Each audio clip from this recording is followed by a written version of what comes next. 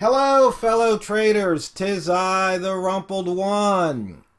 It is December 26th, the year 2017, the day after Christmas. I hope you and yours, had a very nice Christmas day. Hope Santa treated you well. Today's topic, something I've been saying for over a decade, if not longer. Trade what you see. The reason I'm revisiting this is somebody posted a link to another trader's live YouTube event. I don't know what else you call it. And they were talking about trading. So I just sat in a room and I listened or watched the video. And then after it was over, I went and I looked at their YouTube channel. And lo and behold, they had Trade What You See. So I reached out, and I guess I've become kind of friends with the trader. And I just thought that was kind of neat to see somebody else doing the same thing. Because if you can't see it, how can you trade it? That's why I tell people, it doesn't matter if you're looking at one of my systems or indicators or somebody else's. If you can't see it, you can't trade it. And sometimes maybe that's just not what works for you. You have to find what works for you. And that's another whole topic, the what works. And as always, money and risk management. And this is something else that you have to be able to see. You have to see what risk is, meaning that's the amount, basically either dollars or percent, that you're willing to lose. If you don't see that, you're not going to be able to trade very well because you're going to be confusing things. And if you don't see that position size is a function of risk and stop loss, or stop loss is a function of risk and position size, once again, you're going to wind up probably not in a position that you really desire. And so, once again, the weekly gap. It's a very simple trade. Price will gap up or down from the previous week. And you can see here, so far, everything got filled. Oh yeah, we need to pick another pair for this week. Oh, let's see, what haven't we looked at? We did the franc, we've done the Canadian, we've done the yen. I'm pretty sure we've done the euro and the pound. I'm sure we've done, let's see, let's pick something. The franc yen, I don't think I've ever traded that pair. So let's just take a look at it. I have no idea anything about the franc yen because, as I mentioned, I don't think I've ever traded it. And as you can see, it's taking a while for the computer to load up the data because I frankly just don't trade the franc yen.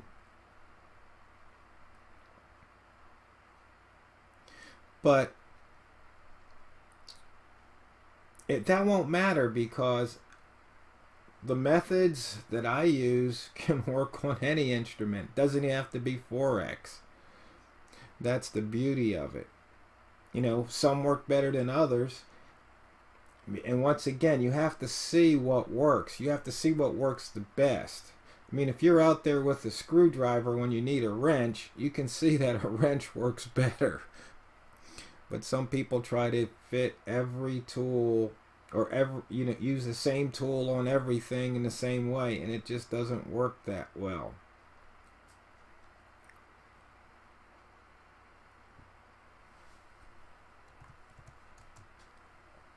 Wow, this is taking a while to crank up.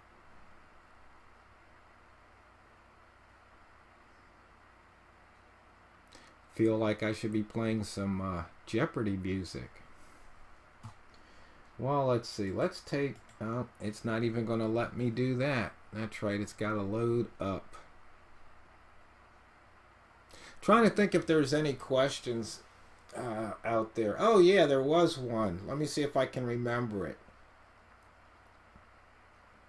I think that once again it had to do with stops and take profits, which I always find interesting because once again it's how you see things. It's how things are presented. It's how you formulate it and picture it in your mind. See, we're pretty much visual creatures.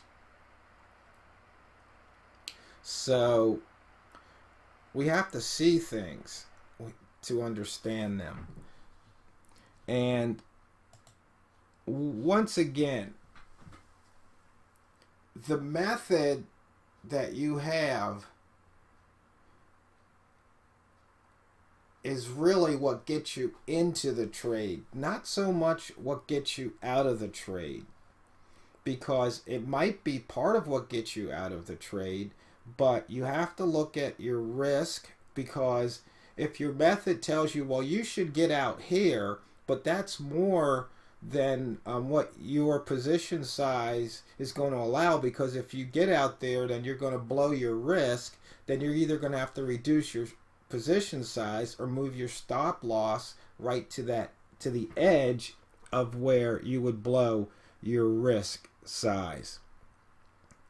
And that's just something you have to be able to see. And once it clicks, once you see it, it'll hit you like a ton of bricks, and then you can move forward from there.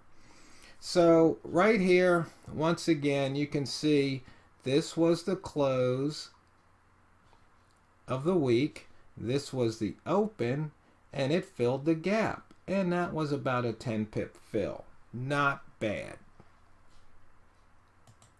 And if we look at the daily, once again, we can see that big gap down, and it crossed here into last week's candle body or candle range, and it's going right through the body. And you can see here, close the open 70 pips. So that would have been a very nice trade. Hope you can see that. And once again, right through the buy zone. And you can see here, there was a nice rat zone trade here. Could have probably picked up, oh, let's see, what's that low? 27.45, call it 18 pips. Not bad if you maxed out there. And we can look here. Here's the pivot point, that purple line. There's your open, fading the pivot. That method worked. I hope you can see that. And once again, just looking at price action, we have a rat reversal trade right here. And hopefully you can see that, or just crossing the horizontal lines with the color of the candle. You can see here's the open, crosses that line, boom. Here, some struggle. So you might say, well, where would you put the stop here? Well, once again, it depends on how you want to trade it. If you say, if you want to do a 1-for-1, like say, if I go short here, then I'll stop out here and I'll TP here. A 1-to-1 ratio. So you can see here, you took a little heat, but then it made it. And then right here, if you went long, you took a little heat, but then you made it. So hopefully you can see that. Very simple. And just using the lines from yesterday's candle, once again, if you want to use that type of trade, there you go. You can see there's some congestion here, and then it finally broke through, and then it came back the other way. Just trading horizontal lines. No squiggly line indicators are harmed in the making of this video. And in fact, I've got some feedback. A couple people saying no more squigglies, and I was kind of going to make video for every squiggly that I'm familiar with, but people are telling me no, but I'm still going to do a couple just because I want to help out those who use squigglies. We've got the wick zone here. You can see it, left the wick zone, left the wick zone, left the wick zone, left the wick zone. You can see that. It's right there. Simple. And we've got the highest, lowest H1 for the day set up here. Here's the highest open, and it came down. So there was a nice trade there. I hope you can see that one. Now, I'm going to give you a little preview to the 2018 donationals. I think I've showed you my trade reminder here. And the dots. I've been working on something that I call last red green candle. And you can see here, this is the current candle. This is the last red, or the most recent red. But this is actually black. And here's the most recent green or bull candle, which on my screen is white. And so it shades in those areas. And so you're going to look to take the breakout of those areas. Now, you might wonder, well, what's the big deal about that? Well, I modified the dots indicator. Right now, I'm showing the pivot and the previous mid, but I modified it to also show the last R red green. And so you're going to basically see spots all over the screen. But if you can see down here, we're at the bottom. And so you can see here's the bottom of this red or black bear candle, and there's the top. And so you can see here, if you're down at the bottom, you want to take the breakout. You see right there. Take that breakout of that last red candle because that's low. And then you see at the top, okay, you'll take the breakout of this green candle right here because there's right there. So that's why I have the dots. So that's coming. But actually the TRO mid dots, that goes in the mother load, so you'll be able to download that one. No donation required. So this is the red green. Now, one of the things I did with the red green was, if you want to, you can show the wick zones of those last red green candles. So you see here now we've got some more shading in there. And then the other thing that you can do here is you can specify the period. So we've got the hour chart up, but we might want to look at the daily. And so you can see now we've got all kind of zones, but if we switch over to the day, you can see we've got the last bear candle here and the last bull candle, and you can see things came up from that big gap down, but you can see how you can start trading with these candles. So you can see here is the wick zone a couple days ago. You'd be trading out of that daily wick zone. But normally the way I would use it is on the current, and usually I was thinking of it more as a scalp indicator, because as you can see right here, here's the last bear candle.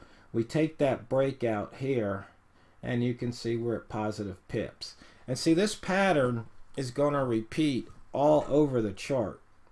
Okay, and so that's what we're looking for, the last red green. Now we can switch over and look at some different pairs.